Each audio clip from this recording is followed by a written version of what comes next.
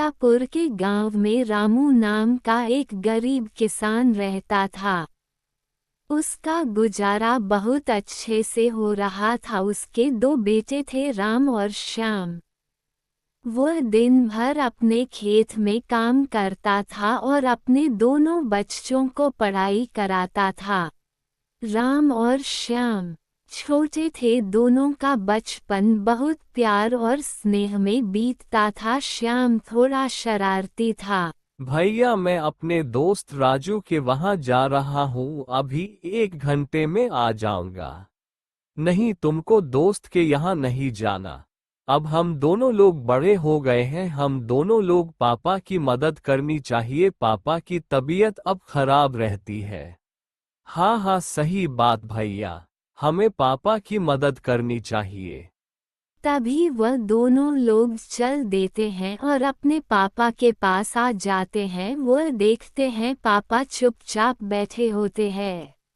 राम, बेटा तुम अब बड़े हो गए हो, मेरी तबीयत अच्छी नहीं रहती है। अब तुम घर की रेख देख और खेती संभलना होगा।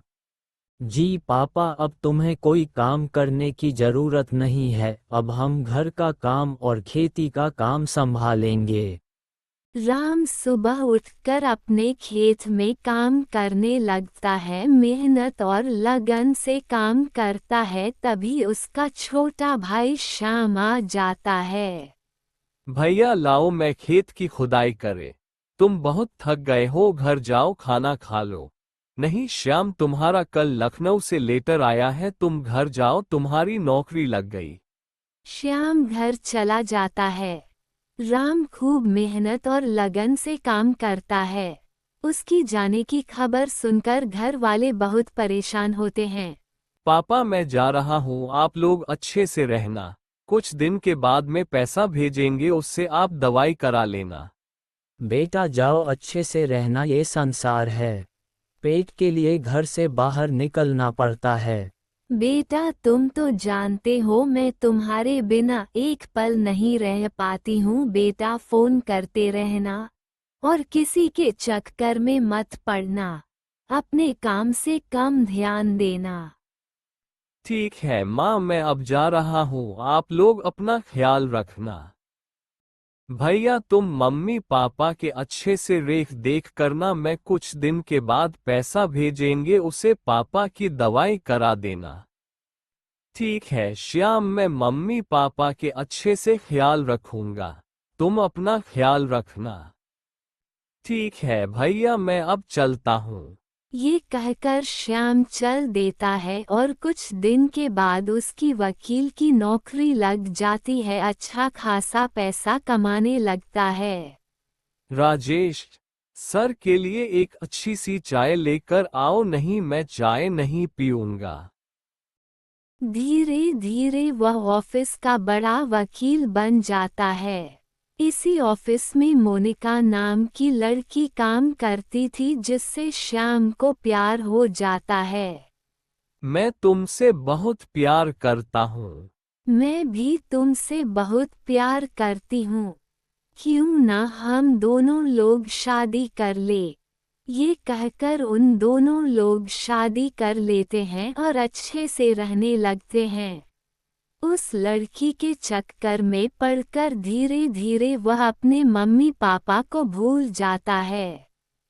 इधर उसके मम्मी पापा बहुत परेशान होते हैं। वे सोचते हैं कि इतने दिन हो गया है, श्याम का फोन नहीं आया। उसके मम्मी पापा पूरा दिन टेंशन में रहते हैं। इतने दिन हो गया है, श्याम का फोन भी नहीं आया, आखिर उसे क्या हो गया, मेरी याद भी नहीं आए। पता नहीं मेरा बेटा कहीं फंस तो नहीं गया है।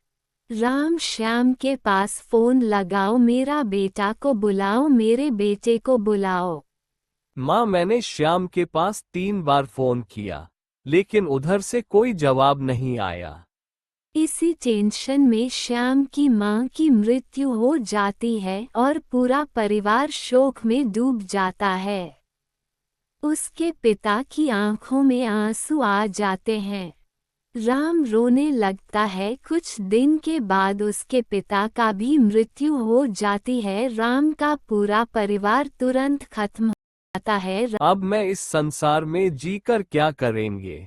लापरवाही के कारण श्याम को नौकरी से भगा देते हैं। नौकरी छूट जाती है।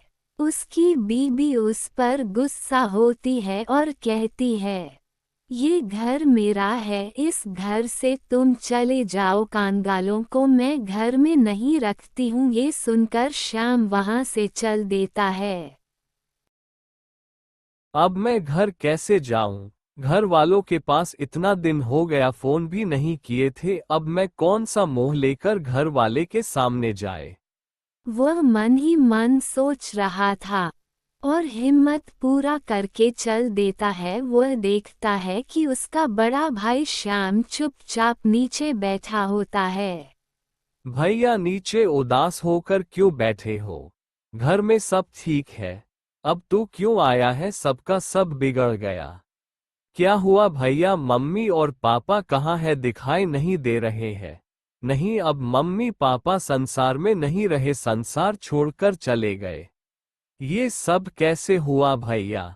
जब तू यहाँ से चला गया था तो उधर से एक भी बार फोन नहीं किया था। इसी टेंशन में मम्मी पापा दोनों संसार से चले गए। ये सुनकर वह बहुत पछताता है और मन ही मन रोने लगता है। अपनी गलती पर बहुत एहसास होता है और धीरे धीरे वह भी दम तोड़ देता है।